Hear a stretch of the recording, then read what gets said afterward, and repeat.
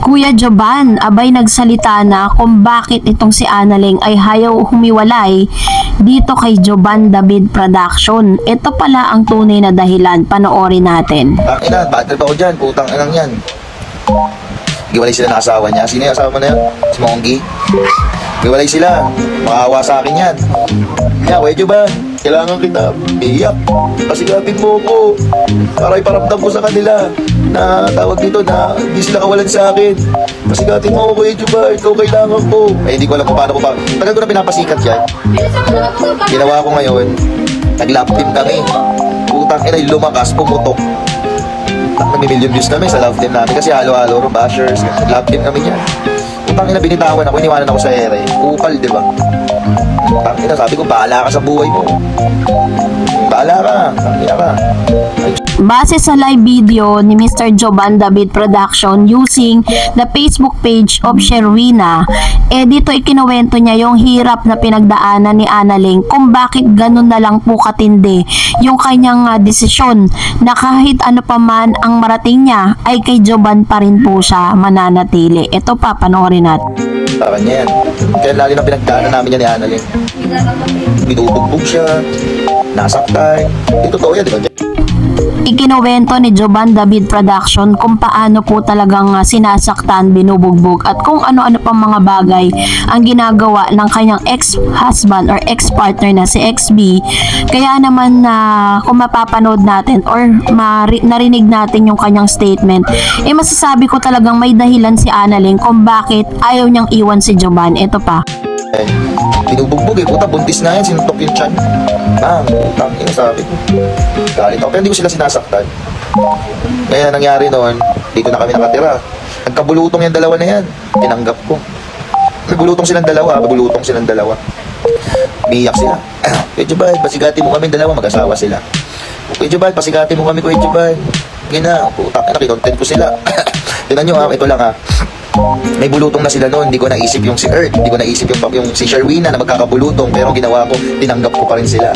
Diba? Ayun yun, isa sa part yun na pagkatapos silang tinapon na may bulutong, tinapon sila According to Joban, originally, hindi naman talaga siya ang nag-handle kay XB at saka dito kay Annalyn. Kaso nga lang, dumating yung point na parang nagkaroon sila ng sakit, nagkaroon sila ng bulutong at yung nangangalaga sa kanila, pinaalis po sila. Kumbaga parang pinandirihan sila. Parang iniwan sila, ganon. Ito pa. Sige, mag-asawa dito. Putang ginawa nila, awayan ng awayan. Ano pa yan, nag-try pa yan si XB na naglaslas yung asawa niya, dati ex-wife niya. Naglaslas, puta, duguan sa baba. Stress na stress ako nun. Hindi, duguan siya. Duguan, puta, umuulan no, puta, duguan. Sa baba. Ang pinagselosan, nagselos si ano nun, di ba, si Monggi, si XB. Ano pinagselosan nun, Leng? Pinaglaslas siya. Ay, ayaw lang sa sigarilyo pala sila nag-aaway noon. Sa stick na sigarilyo. Naglaslas sa XB doon, pa, puta, duguan dito. Sabi ko, ayoko na sa inyo. Ang ina. Hindi pinalis. Kinuha ng tatay sa XB. Dinala sa Marikina, naiwan sa akin dito si Annalyn. Magtapos nagpalihilom na sugat, bumalik dito. Sabi ko, nausap ko, huwag na kayo gagawa ng ng mga kung ano. Basta gawin nyo na lang part nyo para umano kayo. Umano kayo dito, umanyang kayo, mag-ano lang kayo, mag-enjoy lang kayo sa buhay nyo, tapos mag-content tayo. Diba? Ganon, ganyan. Tapos puta, away pa rin sila ng away. Tapos yun na nga, may ginawang kalokohan sa akin si XB. Kung nauunawaan ninyo yung mga statement dito ni Joban, parang sinasabi niya na sobra-sobra yung tiniis niya at sobra-sobra yung kanyang mga hirap na pinagdaanan nung magkasama pa si Annalyn at si XB. Talagang lahat yung tiniis niya dahil nga sa pagmamalasakit na rin. Sabihin na natin nagmamalasakit talaga siya. Ito pa. Pinahis ko na sila rito ni Annalyn. Sabi ko sa kay Annalyn, kapag ikaw ay sumama dyan, wala ka ng karapatang makabalik rito sa pintuan ko. Hindi lang kita ipagtatabuyan, duduraan pa kita sa mukha. Yun ang sabi ko sa kanya, no? Buti na nga nauntog tong tao na to, nauntog. Yun. Hindi, Papa Joban, dito na ako. Puta, sinayang niya na yung 5 beses na pagkakataon na dapat mayaman na to At dumating na nga sa punto kung saan pinapili na ni Joban itong si Annalyn kung ano ba talagang gusto niyang gawin sa buhay niya.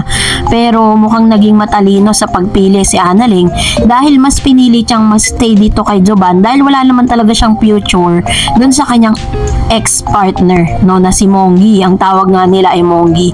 At dito po nakita natin kung gaano po yung malasakit na pinakita sa kanya ni Joban, kung paano po sila pinagmalasakitan at kung paano po siya talagang nakita nyo naman po yung malaking pagbabago kay Miss Analing. Sabihin na natin na talagang kung tutuusin is nakikinabang talaga or nagkakapera naman talaga itong si Joban through Analing dahil ginagamit niya sa mga content, 'di ba, nakikita sa Facebook. At alam natin na kumikita sila sa Facebook dahil sa dami ng mga views nila at sa haba ng oras.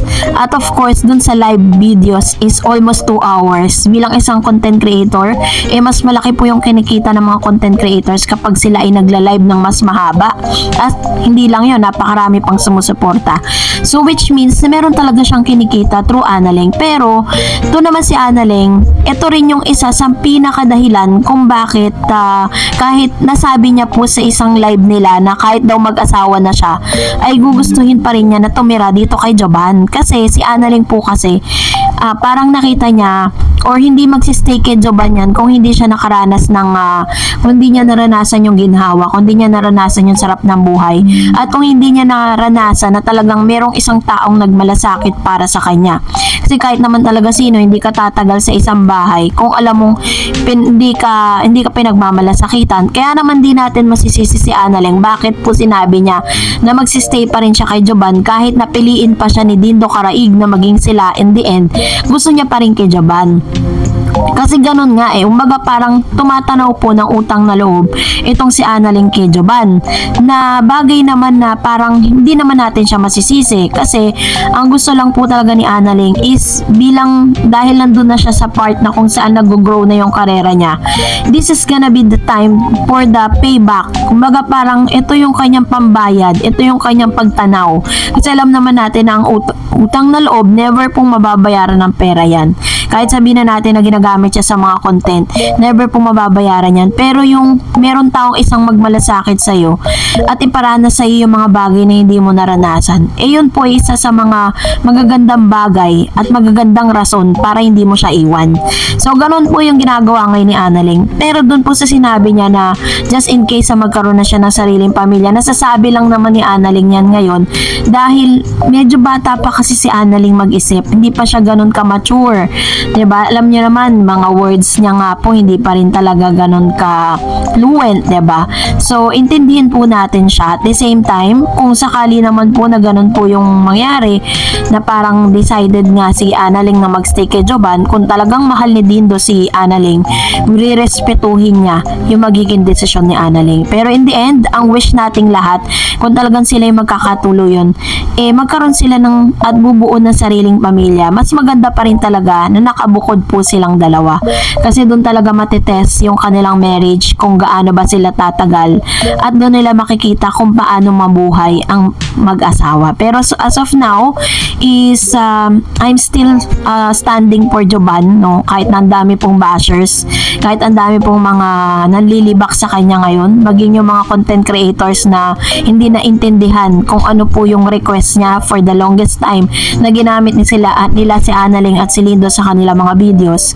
Pero ito lang yung request ni Joban, hindi nila maintindihan at pinalabas pa nila na nagmamalaki at nagmamayabang na nga si Joban. Nakakalungkot lang kasi dito sa mga ganitong pagkakataon, nakita ni Joban kung sino talaga yung totoong kakampi niya, kung sino talaga yung totoong kaibigan niya, diba? So, abang-abang lang tayo guys sa mga updates patungkol kay Dindo at kay Analing dahil soon ay malalaman na natin ang tunay na dahilan, yung detalyado galing mismo kay Joban. Pero kung nagustuhan mo ang video na ito, huwag mo kalimutang mag-like, mag-share at mag-subscribe at i-follow mo na rin ang aking Facebook page, Dareds TV. And also, I have my TikTok account which is Dareds TV. Pwede nyo rin po akong i-follow doon.